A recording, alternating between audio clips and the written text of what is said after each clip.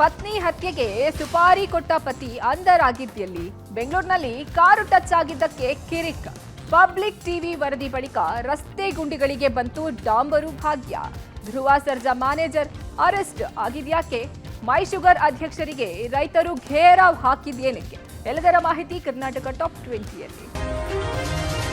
ಕೌಟುಂಬಿಕ ಕಲಹದಿಂದಾಗಿ ಪತಿಯೇ ಸುಪಾರಿ ಕೊಟ್ಟು ಪತ್ನಿಯನ್ನ ಕೊಲ್ಲಿಸಿದ ಘಟನೆ ನಡೆದಿದೆ. 42 ವರ್ಷದ ಶೀಲಾ ಹತ್ಯೆಯಾದ ಪತ್ನಿ. ಜಗದೀಶ್ ಸುಪಾರಿ ಕೊಟ್ಟ ಪತಿ. ಕೌಟುಂಬಿಕ ಕಲಹ ಹಿನ್ನೆಲೆ ಕೆಲ ವರ್ಷಗಳಿಂದ ಶೀಲಾ ಜಗದೀಶ್ ದೂರ ಇದ್ರು. ಕಳೆದ ಶನಿವಾರ ಮನೆ ಬಳಿ ಬಂದಿದ್ದ ಪತಿ ಜಗದೀಶ್ ಜಗಳ ಮಾಡಿದ್ದ. ಬಳಿಕ ತನ್ನ ಸ್ನೇಹಿತ ರಾಜಶೇಖರ್ಗೆ ಶೀಲಾ ಸಾಯಿಸಲು ಸುಪಾರಿ ಕೊಟ್ಟಿದ್ದ. ಅದರಂತೆ ಮಗಳೊಂದಿಗೆ ವಾಸವಾಗಿದ್ದ ಶೀಲಾಳ ಕುತ್ತಿಗೆ ಬಿಗಿದು ರಾಜಶೇಖರ್ ಹಾಡು ಹಗಲೇ ಬರ್ಬರವಾಗಿ ಹತ್ಯೆಗೈದಿದ್ದಾನೆ. ಕೊಲೆ ಬಳಿಕ ಮೃತದೇಹಕ್ಕೆ ಕಲ್ಲು ಕಟ್ಟಿ ಕೆರೆಯಲ್ಲಿ ಮುಳುಗಿಸಿ ಎಸ್ಕೇಪ್ ಆಗಿದ್ದ. ತಾಯಿ ಶೀಲಾ ಕಾಣಿಯಾದ ಬಗ್ಗೆ ಭಾನುವಾರ ಮಗಳು ದೂರು ಕೊಟ್ಟಿದ್ಲು. ಅದರಂತೆ ತನಿಖೆಗಿಳಿದ ಬೇಲೂರು ಠಾಣೆ ಪೊಲೀಸರು ಕೊಲೆ ರಹಸ್ಯ ಭೇದಿಸಿ ಸುಪಾರಿ ಕೊಟ್ಟಿದ್ದ ಪತಿ ಜಗದೀಶ್ ಮತ್ತು ಡೀಲ್ ಒಪ್ಪಿಕೊಂಡು ಹತ್ಯೆ ಮಾಡಿದ ರಾಜಶೇಖರ್ನನ್ನ ಬಂಧಿಸಿದ್ದಾರೆ. ಬೆಂಗಳೂರಿನಲ್ಲಿ ರೋಡ್ ರೀಚ್ ಪ್ರಕರಣಗಳು ದಿನೇ ದಿನೇ ಮಿತಿ ಮೀರ್ತಾ ಇದೆ. ಕಾರು ಟಚ್ ಆಯಿತು ಅಂತ ಗಲಾಟೆ ಮಾಡಿದ ರೋಡ್ ರೀಚ್ ಪ್ರಕರಣ ಬೆಳಕಿಗೆ ಬಂದಿದೆ. ನಡು ರಸ್ತೆಯಲ್ಲೇ ಚಾಲಕರಿಬ್ಬರು ಗಲಾಟೆ ಮಾಡಿಕೊಂಡಿದ್ದಾರೆ. ವೈಟ್ಫೀಲ್ಡ್ ಐಟಿಪಿಎಲ್ ಮುಖ್ಯ ರಸ್ತೆಯಲ್ಲಿ ಸೆಪ್ಟೆಂಬರ್ 5ನೇ ತಾರೀಕು ಘಟನೆ ನಡೆದಿದ್ದು, ಕಾರು ಟಚ್ ಆಗಿದ್ದಕ್ಕೆ ಗಿರಿಕ್ ಮಾಡಿಕೊಂಡು ಚಾಲಕರಿಬ್ಬರು ಗಲಾಟೆ ಮಾಡಿಕೊಂಡಿದ್ದಾರೆ. ಕಾರು ಟಚ್ ಆಗಿದ್ದಕ್ಕೆ ಮುಂದಿನ ಕಾರು ಚಾಲಕ ಹಿಂಬದಿ ಕಾರಿನ ಬಾನೆಟ್ಗೆ ಡ್ಯಾಮೇಜ್ ಮಾಡಿದ್ದಾನೆ. ಈ ವೇಳೆ ಹಿಂಬದಿ ಕಾರ್ನಲ್ಲಿದ್ದ ಸವಾರ ಚಾಲಕನ ಕಣ್ಣಿಗೆ ಪೆಪ್ಪರ್ ಸ್ಪ್ರೇ ಮಾಡಿದ್ದಾನೆ. ಪೆಪ್ಪರ್ ಸ್ಪ್ರೇ ಮಾಡ್ತಾ ಇದ್ದ ಹಾಗೆ ಕ್ಯಾಬ್ ಚಾಲಕ ರೊಚ್ಚಿಗೆದ್ದು ತನ್ನ ಕಾರ್ನಲ್ಲಿದ್ದ ಸ್ಕ್ರೂ ಡ್ರೈವರ್ ತಂದು ಕಾರಿನ ವಿಂಡೋ ಗ್ಲಾಸ್ಗೆ 3 ರಿಂದ 4 ಬಾರಿ ಗುದ್ದಿದ್ದಾನೆ. ಬಳಿಕ ಕಾರಿನ ಬಾನೆಟ್ ಮಿರರ್ ಅನ್ನು ಡ್ಯಾಮೇಜ್ ಮಾಡಿದ್ದಾನೆ. ಈ ಘಟನೆಯ ವಿಡಿಯೋ ಕಾರಿನ ಡ್ಯಾಶ್ ಬೋರ್ಡ್ ಕ್ಯಾಮೆರಾದಲ್ಲಿ ಸೆರೆಯಾಗಿದೆ. ಬೆಂಗಳೂರಿನಲ್ಲಿ ರಸ್ತೆ ಗುಂಡಿಯಿಂದ ಆಗ್ತಾ ಇದ್ದ ಸರಣಿ ಅಪಘಾತಗಳ ಬಗ್ಗೆ ಸವಿಸ್ತಾರವಾಗಿ ನಿಮ್ಮ ಪಬ್ಲಿಕ್ ಟಿವಿ ನಿರಂತರ ಅಭಿಯಾನವನ್ನ ಮಾಡಿತ್ತು. ಇದರ ಬೆನ್ನಲ್ಲೇ ಬೆಂಗಳೂರಿನಲ್ಲಿ ರಸ್ತೆ ಗುಂಡಿ ಮುಚ್ಚುವ ಸಂಬಂಧ ಡಿಸಿಎಂ ಡಿಕೆ ಶಿವಕುಮಾರ್ ಬಿಬಿಎಂಪಿ ಹಿರಿಯ ಅಧಿಕಾರಿಗಳ ಜೊತೆ ಸಭೆ ನಡೆಸಿ ವಾರದೊಳಗೆ ರಸ್ತೆ ಗುಂಡಿ ಮುಚ್ಚಬೇಕು, ಇಲ್ಲಾಂದ್ರೆ ಸಸ್ಪೆಂಡ್ ಮಾಡುವುದಾಗಿ ಖಡಕ್ ಎಚ್ಚರಿಕೆ ನೀಡಿದರು. ಸೆಪ್ಟೆಂಬರ್ 15ರ ಒಳಗೆ ರಸ್ತೆ ಗುಂಡಿ ಮುಚ್ಚುವಂತೆ ತಾಕೀತು ಮಾಡಿದರು. ಇನ್ನು ಡಿಕೆಶಿ ವಾರ್ನಿಂಗ್ ಬೆನ್ನಲ್ಲೇ ಬಿಬಿಎಂಪಿ ಅಧಿಕಾರಿಗಳು ರಸ್ತೆ ಗುಂಡಿ ಮುಚ್ಚಲು ಮುಂದಾಗಿದ್ದಾರೆ. ಸಾರಿಗೆ ಸಚಿವ ರಾಮಲಿಂಗಾರೆಡ್ಡಿ ಕ್ಷೇತ್ರದಲ್ಲಿ ಇಂದು ಗುಂಡಿ ಮುಚ್ಚುವ ಕಾರ್ಯ ಭರದಿಂದ ಸಾಗಿತು. ಬಿಬಿಎಂಪಿ ದಕ್ಷಿಣ ವಲಯ ಆಯುಕ್ತೆ ವಿನೋದ್ ಪ್ರಿಯಾ ನೇತೃತ್ವದಲ್ಲಿ ಬಿಟಿಎಂ ಲೇಔಟ್, ಮಹದೇವಪುರ, ಶಾಂತಿನಗರದಲ್ಲಿ ಗುಂಡಿ ಮುಚ್ಚುವ ಕಾರ್ಯವನ್ನು ಪಾಲಿಕೆ ಮಾಡಿತು. ಅಲ್ಲದೆ ರಸ್ತೆ ಗುಂಡಿ ಮುಚ್ಚಲು ಬಂದ ಪಾಲಿಕೆ ಅಧಿಕಾರಿಗಳಿಗೆ ಸ್ಥಳೀಯರು ಮುತ್ತಿಗೆ ಹಾಕಿದರು. ರಸ್ತೆ ಗುಂಡಿ, ಮೋರಿ, ಒಣಗಿದ ಮರ ತೆರವು, ಬಸ್ ವ್ಯವಸ್ಥೆ ಮಾಡಿಕೊಡುವಂತೆ ಬಿಬಿಎಂಪಿ ದಕ್ಷಿಣ ವಲಯ ಆಯುಕ್ತೆ ವಿನೋದ್ ಪ್ರಿಯಾಗೆ ಮನವಿ ಮಾಡಿದರು. ಡಿಸಿಎಂ ಸಾಹೇಬರ ನಿರ್ದೇಶನದಂತೆ ಇವಾಗ ಸ್ಪೆಷಲ್ ಡ್ರೈವ್ ಮಾಡ್ತಾ ಇದ್ವಿ. ಈಗ 15 ದಿವಸ ಆಕ್ಚುಲಿ 15 ದಿವಸ ಅಂತ ನಿರ್ದೇಶನ ಕೊಟ್ಟಿದ್ದಾರೆ ಸಾಹೇಬರು. ಇವಾಗ ಒಂದು ವಾರದೊಳಗೆ ನಾವು ಮುಗಿಸೋಣ ಅಂತ ನಾವು ನಿರ್ಧಾರ ತಗೊಂಡಿದ್ವಿ. ಈಗ ನಮ್ಮ ದಕ್ಷಿಣ ವಲಯದಲ್ಲಿ ನೋಡಿದಾಗ ನಾವು 3 ಥರ ನಾವು ಪಾಠಗಳನ್ನು ಸಹ ನಾವು ಡೇಟಾಬೇಸ್ ತಗೊಳ್ತಾ ಇದ್ವಿ. ಒಂದು ಸಗಾಯಿ ಆ್ಯಪ್ನಲ್ಲಿ ಏನು ದೂರುಗಳು ಬರ್ತಾ ಇದೆಯೋ ಆ ದೂರುಗಳನ್ನ ಸಹ ನಾವು ತಕ್ಷಣವೇ ನಾವು ಫಿಲ್ಅಪ್ ಮಾಡ್ತಾ ಇದ್ವಿ.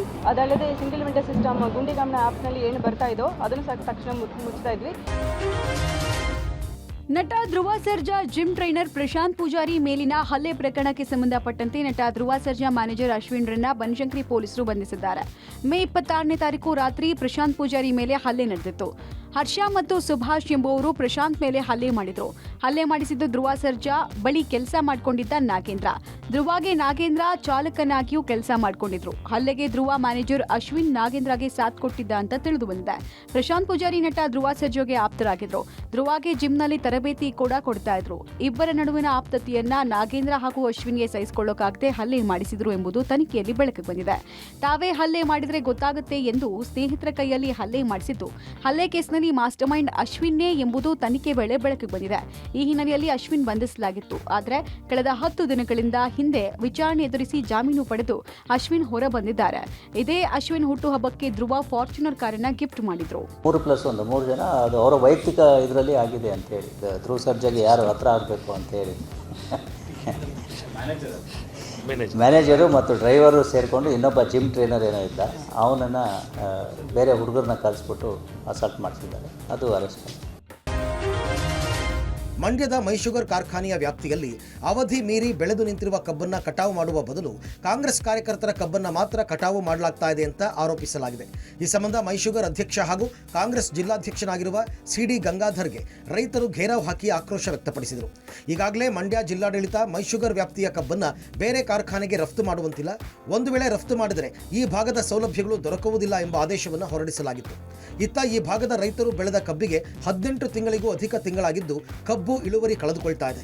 ಇನ್ನು ಇಲ್ಲಿನ ಫೀಡ್ ಮ್ಯಾನ್ಗಳು ಕಾಂಗ್ರೆಸ್ ಕಾರ್ಯಕರ್ತರ ಕಬ್ಬನ್ನು ಮಾತ್ರ ಕಟಾವು ಮಾಡಿಸ್ತಾ ಇದ್ದಾರೆ ಅಂತ ಆರೋಪ ಮಾಡಿದ್ದಾರೆ. ಇಂದು ಬೆಳಿಗ್ಗೆ ಮಂಡ್ಯದ ಮಂಗಲ ಗ್ರಾಮಕ್ಕೆ ತೆರಳಿದ್ದ ಸಿಡಿ ಗಂಗಾಧರ್ಗೆ ರೈತರು ಘೇರಾವ್ ಹಾಕಿ ಆಕ್ರೋಶ ವ್ಯಕ್ತಪಡಿಸಿದರು. ಇದಕ್ಕೆ ಪ್ರತಿಕ್ರಿಯೆ ನೀಡಿದ ಮೈಶುಗರ್ ಅಧ್ಯಕ್ಷ ಸಿಡಿ ಗಂಗಾಧರ್, ನಾವು ಯಾವುದೇ ಪಕ್ಷ ಭೇದ ಮಾಡ್ತಾ ಇಲ್ಲ, ಆಳುಗಳ ಸಮಸ್ಯೆಯಿಂದ ಕಬ್ಬು ಕಟಾವು ವಿಳಂಬವಾಗಿದೆ ಅಂತ ಹೇಳಿದ್ದಾರೆ. ಬಳಿಕ ಮೈಶುಗರ್ ಅಧ್ಯಕ್ಷರನ್ನ ಪೊಲೀಸ್ ರಕ್ಷಣೆಯಲ್ಲಿ ಕಳಿಸಲಾಯಿತು. ಸರ್, ಬೇರೆ ಫ್ಯಾಕ್ಟ್ರಿಗೆ ಬಿಡಬೇಡಿ ಅಂತ DC ಅನುಮತಿ ಮಾಡಿದ್ದಾರೆ. ಈಗ ಅದನ್ನು ರದ್ದು ಮಾಡಿ ನಮಗೆ ಬೇರೆ ಫ್ಯಾಕ್ಟ್ರಿ ಬಿಡುವಂತೆ ಆರ್ಡರ್ ಮಾಡ್ಕೊಡ್ಬೇಕು ಸರ್. ರೈತರು ಒಳ್ಳೇದಾಗಬೇಕು ಅಂದರೆ ಈಗ 15-16 ತಿಂಗಳು ಕಬ್ಬಾಗಿದೆ. ಫ್ಯಾಕ್ಟ್ರಿ ಅಂತ ನಮ್ಗೆ ಕೇಳಿದ್ರೆ ನಮಗೆ DC ಮುಖಾಂತರ ನೋಟಿಸ್ ಹೋಗೈತೆ ಸ್ವಾಮಿ, ನಾವು ಕಡಿಬೇಡ, ನಮ್ಗೆ ಫ್ಯಾಕ್ಟ್ರಿ ಸೀಜ್ ಮಾಡ್ತೀವಿ ಅಂತ ಹೇಳಿದ್ದಾರೆ ಅಂತ ಬೇರೆ ಫ್ಯಾಕ್ಟ್ರಿ ಹಾಕಿದ್ದಾರೆ ಸರ್. ನಮ್ಗೆ ಈಗ 16 ತಿಂಗಳು ಕಬ್ಬಾಗೈತೆ, ಇನ್ನೊಂದು ತಿಂಗಳು ಏನಾರು ಹೋಯ್ತು ಅಂದರೆ ಎಲ್ಲ ಸತ್ ಕಬ್ಬಾಗುತ್ತೆ. ಅದು ನಮ್ಮ ಕಷ್ಟ ಯಾರಿಗೂ ಹೆಚ್ಚು ಕಬ್ಬು ಕಡಿತಕ್ಕಂಥ ಗ್ಯಾಂಗ್ಮನ್ಗಳ ಕಳಿಸಿ ಇಲ್ಲಿರ್ತಕ್ಕಂಥ ರೈತ ಬಂಧುಗಳ ಒಂದು ನೋವಿಗೆ ನಾವು ಸ್ಪಂದಿಸ್ತೀವಿ.